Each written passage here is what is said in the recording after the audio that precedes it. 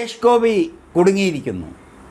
തെരഞ്ഞെടുപ്പ് പ്രചരണത്തിൽ മതചിഹ്നങ്ങൾ വ്യാപകമായി ഉപയോഗിക്കുന്നുവെന്ന് ആരോപിച്ച് തൃശ്ശൂരിലെ NDA സ്ഥാനാർത്ഥി സുരേഷ് ഗോപിക്കെതിരെ തിരഞ്ഞെടുപ്പ് കമ്മീഷന് പരാതി ലഭിച്ചിരിക്കുന്നു.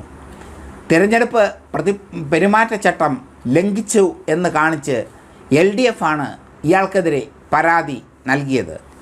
പരാതിയിൽ സുരേഷ് ഗോപിയോട് തിരഞ്ഞെടുപ്പ് കമ്മീഷൻ വിശദീകരണം തേടിയിരിക്കുന്നു. ജില്ലയിലെ മുഖ്യ വരണാധികാരി കൂടിയായ ജില്ലാ കളക്ടറാണ് വിശദീകരണം തേടിയത്. CPI ജില്ലാ സെക്രട്ടറിയും LDF തൃശ്ശൂർ പാർലമെൻറ്റ് മണ്ഡലം കേന്ദ്ര കമ്മിറ്റി ട്രഷററുമായ KK വത്സരാജാണ് സുരേഷ് ഗോപിക്കെതിരെ പരാതി നൽകിയത്. ജനപ്രാതിനിധ്യ നിയമത്തിലെ വിവിധ വകുപ്പുകൾ പ്രകാരമാണ് പരാതി. സ്ഥാനാർത്ഥിയുടെ അഭ്യർത്ഥനയിൽ ആവശ്യം വേണ്ട പ്രിൻറ്റിംഗ് ആൻഡ് പബ്ലിഷിംഗ് സംബന്ധിച്ച വിവരങ്ങൾ ഇല്ല എന്നതാണ് പരാതിയിൽ പറയുന്ന പ്രധാന കാരണം. സുരേഷ് ഗോപിയുടെ തിരഞ്ഞെടുപ്പ് പ്രചരണങ്ങളിൽ വ്യാപകമായി ഹിന്ദുമത ചിഹ്നങ്ങളും മറ്റും ഉപയോഗിക്കുന്നുവെന്നും മതസ്പർദ്ധ സൃഷ്ടിക്കാൻ ഇയാൾ അവിടെ ശ്രമിക്കുന്നുവെന്നും ഒക്കെയാണ് ആരോപണം. സുരേഷ് ഗോപി തൃശ്ശൂരിൽ കിടന്ന് വെള്ളം കുടിക്കുകയാണ്. ഇത് സിനിമയല്ല സുരേഷ് ഗോപി, ഇത് സിനിമയൊന്നുമല്ല. ഇതെന്ന് വെച്ചാൽ ഒരു ജനകീയ തെരഞ്ഞെടുപ്പാണ്.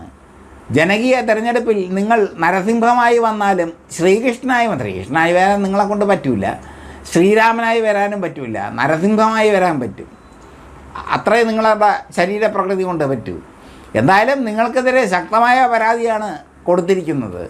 തെരഞ്ഞെടുപ്പ് കമ്മീഷൻ ആ പരാതി സ്വീകരിച്ചിരിക്കുന്നു. സാധാരണ തെരഞ്ഞെടുപ്പ് കമ്മീഷൻ ആ പരാതി തള്ളിക്കളയുന്നതാണ്. ആ പരാതി തള്ളിക്കളയുകയാണ് തെരഞ്ഞെടുപ്പ് കമ്മീഷൻ്റെ സ്ഥിരമായ രീതി. പക്ഷേ നിങ്ങൾ ഇപ്പോൾ കാണിക്കുന്ന ഗിമിക്കുകൾ, ജയിക്കാൻ വേണ്ടി കാണിക്കുന്ന തെണ്ടിത്തരങ്ങൾ, അതെല്ലാം ഇപ്പോൾ വ്യക്തമായിരിക്കുന്നു. തൃശ്ശൂരിൽ മതം പറഞ്ഞ് വോട്ട് പിടിക്കുകയാണ് നിങ്ങൾ. അത് നിങ്ങൾക്ക് വലിയ അപകടമാവും. നിങ്ങളെനിക്ക് വലിയ ഇഷ്ടമാണ്, നിങ്ങളോട് എനിക്ക് വലിയ വൈരാഗ്യമൊന്നുമില്ല. നിങ്ങൾ തിരിച്ച് സൂപ്പർ സ്റ്റാറായി വരണമെന്ന് ആഗ്രഹിക്കുന്ന ഒരാളാണ് ഞാൻ. പക്ഷേ നിങ്ങളുടെ പടങ്ങളെല്ലാം ദുരിതുര പൊട്ടുന്നതിൽ എനിക്ക് വിഷമമുണ്ട്. കാരണം നിങ്ങൾക്ക് അഭിനയത്തിലൊരു പരിമിതിയുണ്ട്. നിങ്ങൾക്ക് മമ്മൂട്ടിയെ മോഹൻലാൽ ആവാനൊന്നും പറ്റില്ല, നിങ്ങളാവാനേ പറ്റൂ. നിങ്ങൾക്കൊരു തോക്കെടുത്ത് വെടിവെക്കാനേ പറ്റൂ. അതിൻ്റെ അപ്പുറം വെടിവെക്കാൻ നിങ്ങൾക്ക് പറ്റില്ല.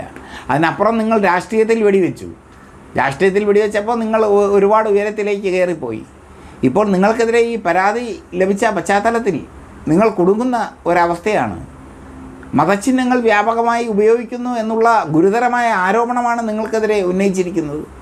മതചിഹ്നങ്ങൾ വ്യാപകമായി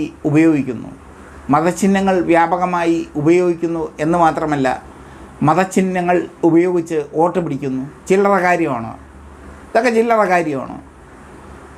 ഇതൊന്നും ചില്ലറ കാര്യമൊന്നുമല്ല. നിങ്ങൾ കുടുങ്ങിക്കിടക്കുകയാണ് സുരേഷ് ഗോപി. നിങ്ങളുടെ അവസ്ഥ ദയനീയമാണ്.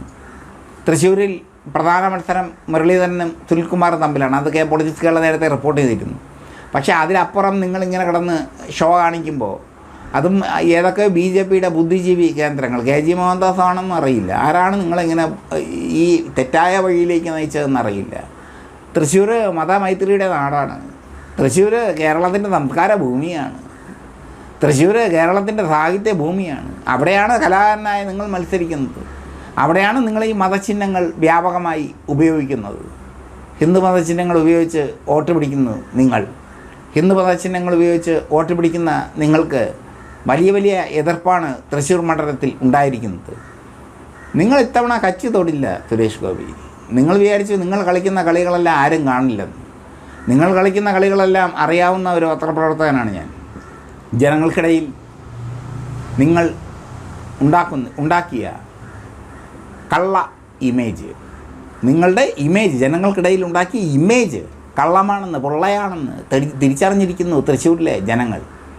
പാടുപെടും സുരേഷ് ഗോപി. ഇനി ഒരുപക്ഷെ നിങ്ങളുടെ സ്ഥാനാർത്ഥിത്വം പോലും തെറിച്ചേക്കാം ഈ പരാതിയിന്മേൽ. മതചിഹ്നങ്ങൾ ഉപയോഗിച്ച് വോട്ട് പിടിക്കുന്നത് തിരഞ്ഞെടുപ്പ് സംഹിതയ്ക്ക് എതിരാണ്. അതുകൊണ്ട് സുരേഷ് ഗോപിയുടെ സ്ഥാനാർത്ഥിത്വം തെറിക്കാതിരിക്കാനുള്ള മാർഗങ്ങൾ നോക്കേണ്ടത് സുരേഷ് ഗോപിയാണ്. നിങ്ങളുടെ സ്നേഹിതൻ എന്ന നിലയിലല്ല, നിങ്ങളെ സ്നേഹിക്കുന്നവൻ എന്ന നിലയിൽ ഇത്രയൊക്കെ ഞങ്ങൾക്ക് പറയാറുള്ളൂ.